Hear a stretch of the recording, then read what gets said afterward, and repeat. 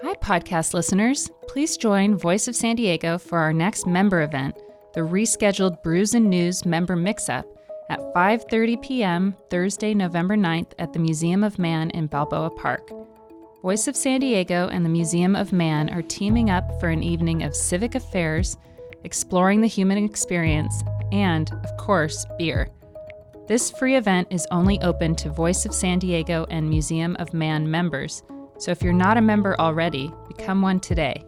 Events like these are just one of our member benefits. To learn more, go to voiceofsandiego.org/membership for more information.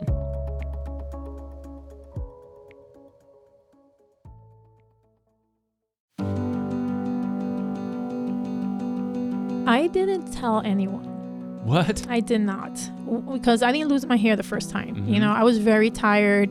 You know, I would sleep a lot, but I just didn't want to. I know it sounds selfish for some. I didn't want to share that I was sick because I've always been the rock of the family. It made me feel weak. Welcome to I Made It in San Diego, Voice of San Diego's podcast about the stories behind the region's businesses, the big and the small, and the people who made them what they are. I'm Scott Lewis. This week we have a story about a single mother, Dianna Ocampo. She built Total Combat Paintball in Barrio Logan into the San Diego Sports and Entertainment Center. Her profits are strong and she's poised to expand.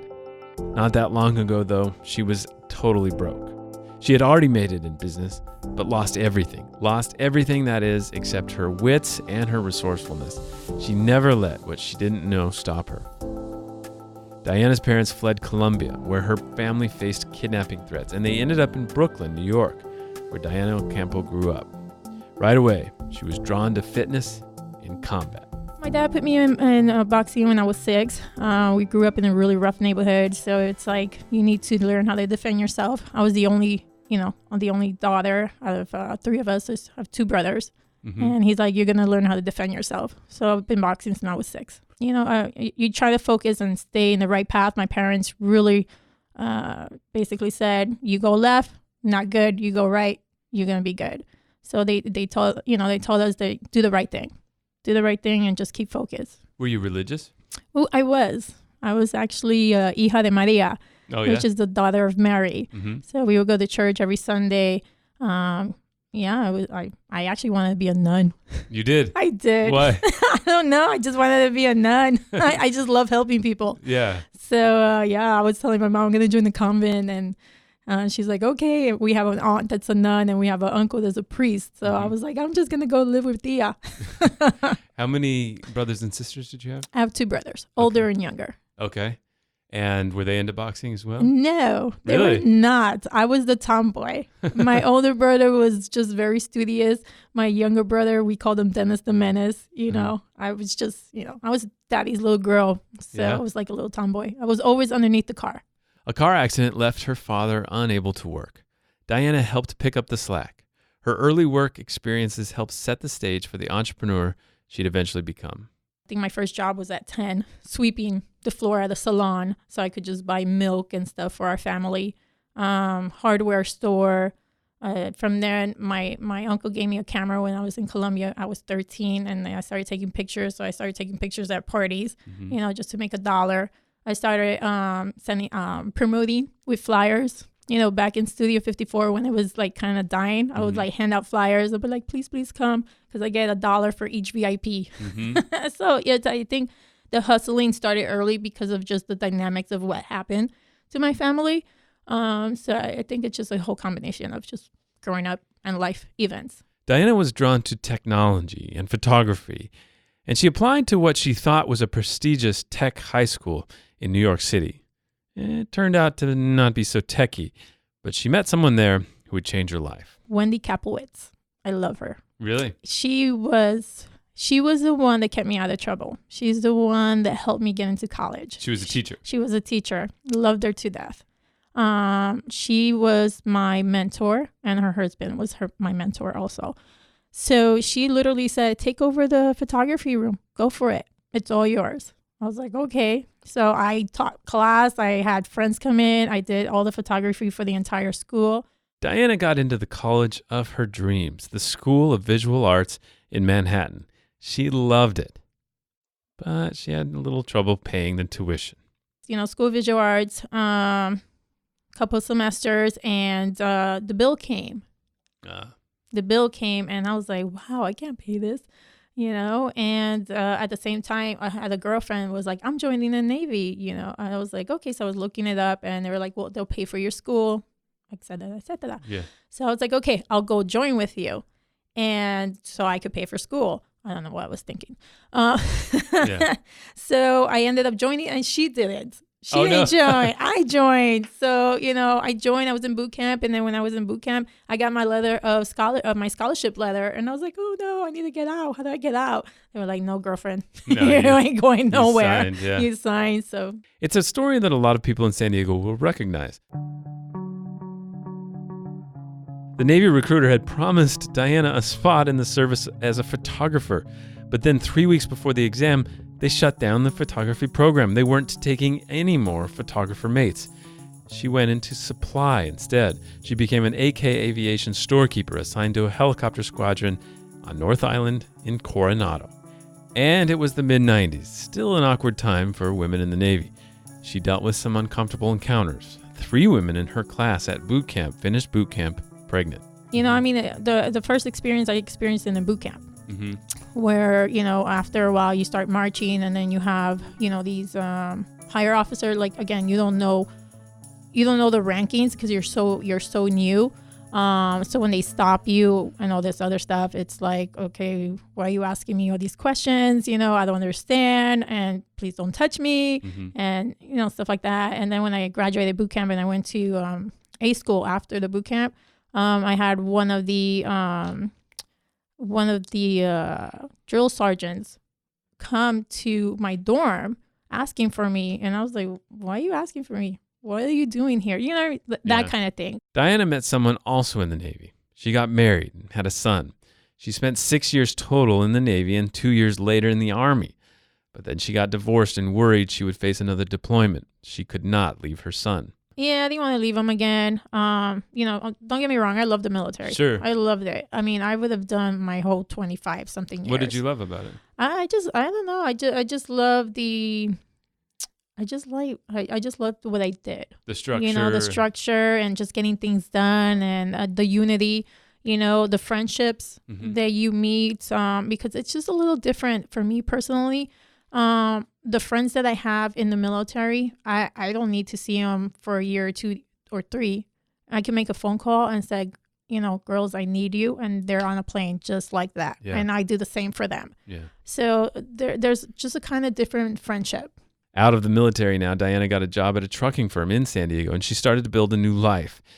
She decided she wanted to get back into boxing. I think I just started training because I really wanted to do more of a self-defense, because I started, traveling a lot, and I'm always on my own. So why were you traveling?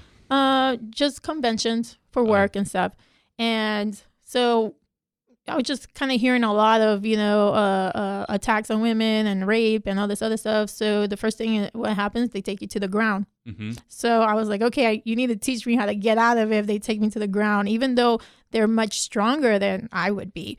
But at least show me a technique that at least gives me a couple seconds to just run and get out of there. Then the entrepreneurial bug struck. A man Dianna was dating got into mixed martial arts at a gym, the Lion's Den in Chula Vista, and the athletes there wanted to compete with other gyms and other athletes. Her boyfriend thought Dianna could help. He's like, can you put a show together? And I'm like, okay. How hard can it, from scratch, like from a place scratch. And everything. Yeah. So I was like, okay, well, first of all, the sport's illegal back then. This was in 2003. It's illegal. So I was like, where can we do it? Oh, TJ. Oh, wow. So I ended up going to TJ. I went to talk to the owners in Baby Rock. Uh-huh. And they were like, okay, I ended up. And you speak Spanish. I speak Spanish. Yeah. I ended up with a ring, not a cage, a ring. My friend, the DJ, we printed 300 tickets. My son, Eric, and myself were flyering like Sports Arena, where WWE was at that night, like to 2 a.m. And we ended up with over 2,000 people. Really? Yes. our ticket stubs were like nothing, you know? 'Cause like, oh my God, it was so packed. It was ridiculous. The scene exploded in Tijuana. They wanted her show back every 6 weeks. Dianna formed a company, split the equity with her partner, and then came a big break. California legalized mixed martial arts matches, and Dianna's business exploded. Just like a popular band, venues would pay her company to set up the shows just so they could sell alcohol and food to people who came to see them. Casinos did too. She said that she would clear, on average, $60,000 per event. It kept growing and growing. I mean, it was crazy. Like our crowds, like we outgrew the venue. You know, Which venue was that? Baby Rock. Okay. We outgrew the venue, and then when it was legalized in 2006, we did the Mar Fairgrounds. Mm-hmm. We sold it out in 30 seconds. How many people? It was 4,000. Wow. 4,000, and then from there we did the open pavilion, Mm-hmm. and then that was 7,000 people, and then we did sports arena.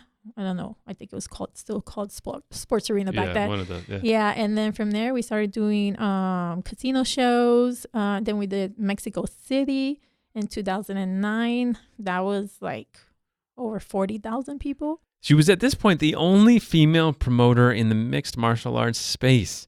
Casinos would pay $150,000 for her show to come, and minus the expenses, she lived well on the income for 10 years. But then it all stopped. She lost everything. After the break, how that happened and what she did to make it again in San Diego.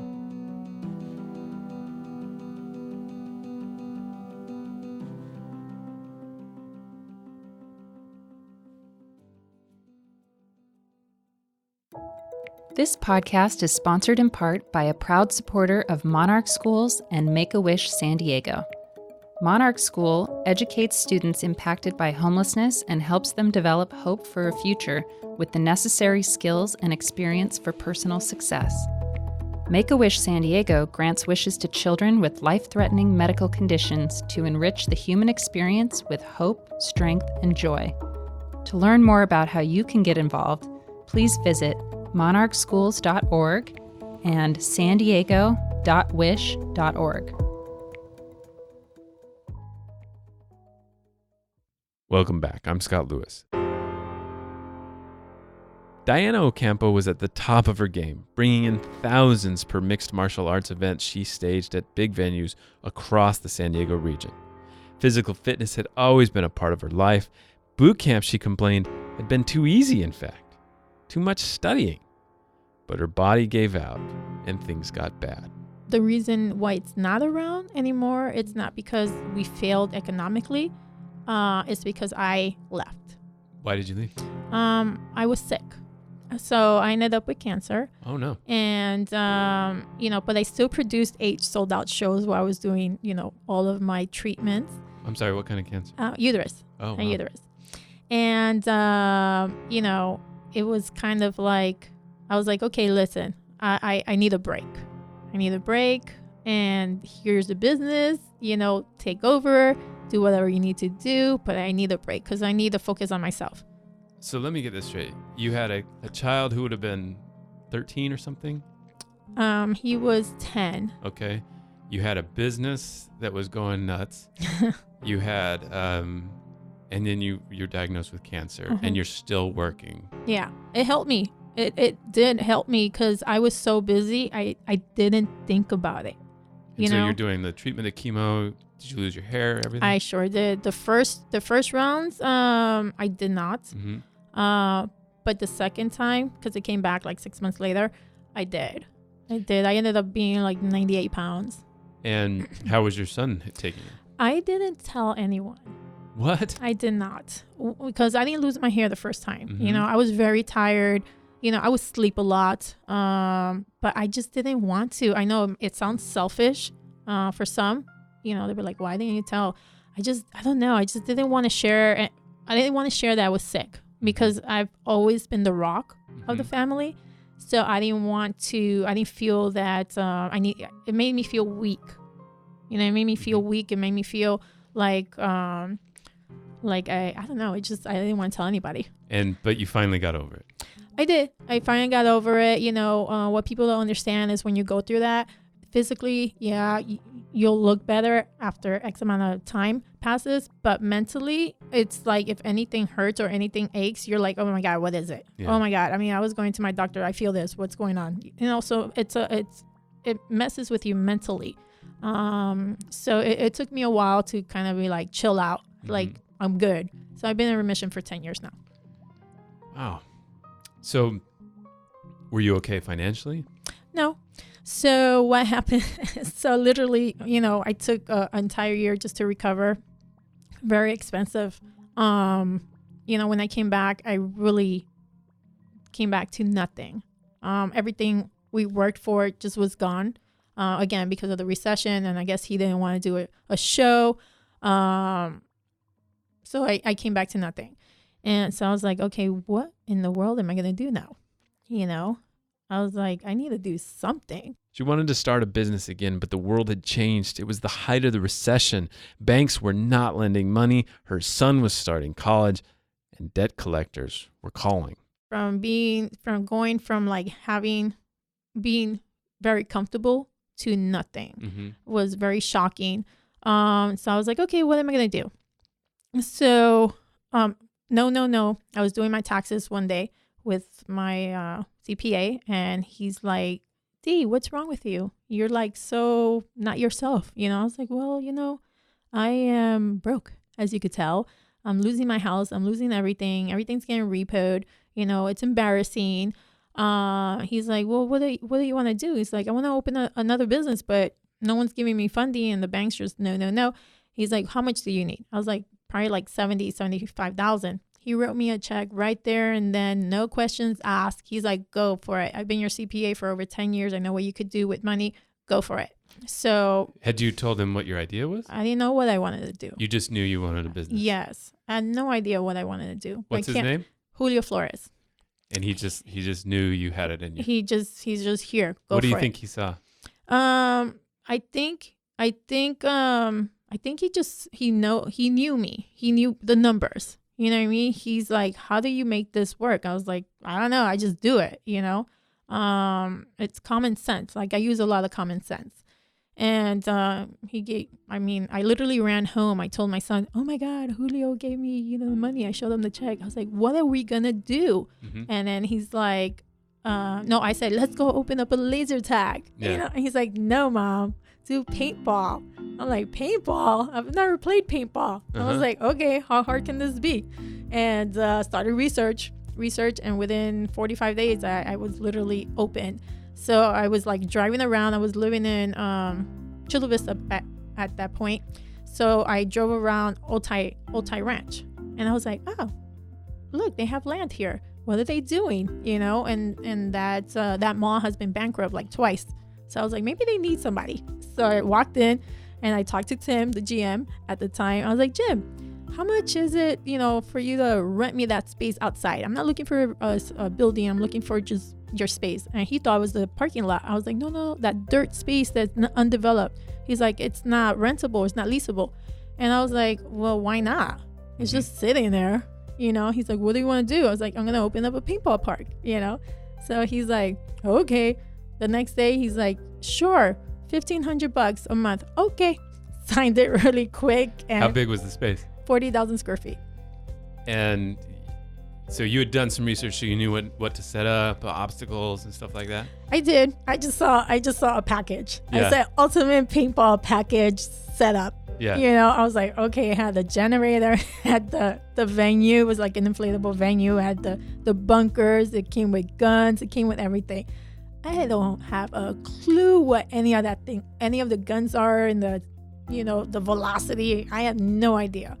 So I was like, again, I don't fear it. I'm just like, I just go for it. And that's how I learned. Mm-hmm. And so we opened up and we were sold out for like months.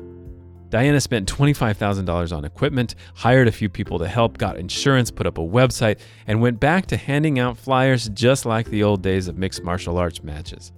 The referees she hired to manage the paintball battles taught her how to manage the guns. And you said you were booked right away. We were booked. I mean, we had a line. So in paintball, air is the heart. Yeah. So without air, your gun doesn't work, right? Yeah. We had a line for 30 minutes for air because the compressor wasn't up to par, you know? So quickly, right away, I was like, okay, I need another compressor. And so how did you research that then? I asked a lot of questions, and I went to the Navy, uses the same kind of compressors the fire department does also. You're a supplier. You know your supply. Yeah. So I'm like, okay, let me figure this out. And I did. And I actually had a friend tell me, introduce me to a compressor guy. And he's like, go to this guy, Tim, and he'll help you out. I was like, okay. Did you have competitors? No, not in Chula Vista. Not in Chula Vista. Everybody was in like Jamul, Camp Pendleton. So it was east. Business was booming. And her partner, Julio Flores, was pleased. And do you have to start paying him back? Or? Yeah, I paid him back in 4 months. Really? Mm-hmm. That's awesome. 4 months. And so with interest or? No, he didn't want interest. He's like, just make me your partner. Oh, and good. that was it. And he's my partner to present time. How much equity did he take? I gave him 49. Okay. You know what I mean? People are like, why you give him so much? I was like, you guys don't understand. If it wasn't for him, I wouldn't even be here. Yeah. So, loyalty is huge for me. You know, it's something that it's very important to me, you know.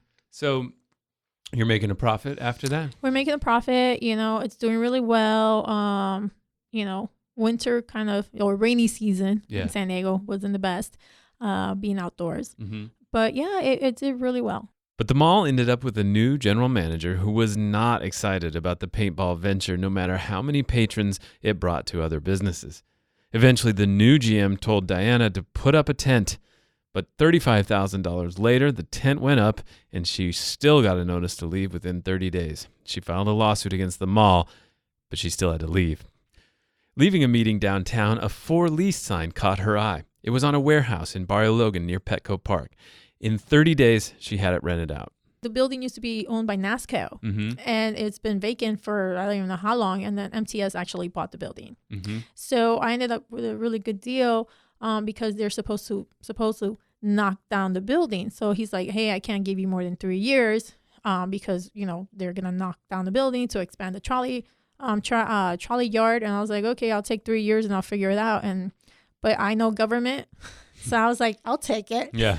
I've been there for, we just re-signed. So, I mean, we'll be there for like 8 years. Dianna says her costs are at about $38,000 a month and profit margins have been over 30%. It's all good. But it's not just, you know, what people need to understand is like you can't have just one source of revenue for one business. You have to create multiple streams. So we just kind of created multiple screens. So we're not just a paintball field. You know, we're also an event center. So we have networking events there. We have like 500 people just mingling. We have caterers that bring in alcohol that we take part of the revenue also. I mean, I have a wedding coming up at the paintball field. I mean, it's just they're so diverse, you know? So it's evolved from just a paintball field to a sports center. So it's not just paintball. We have virtual reality now. We have parkour, which is like Ninja Warrior course. We have a CrossFit gym in there. And then we have Nerf wars. We have pump action, low impact paintball, regular paintball, you know? So there's something for the entire family. So, because, it was like the first year when I was, when we opened up in downtown, I was just sitting there. I was like, man, I'm missing all this revenue. These people are just sitting there, just watching their, boyfriends or husbands or play paintball. And I have little ones here, and I got, the daughters here, the teenagers. I'm just missing something. And I was like, I need to bring something else. And that's how it started, little by little.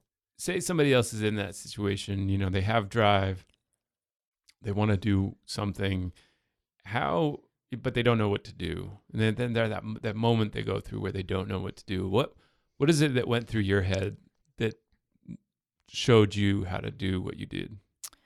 I think again, it goes back to my childhood, and it's more like, okay, we're broke. My parents, they're going through what they're going through.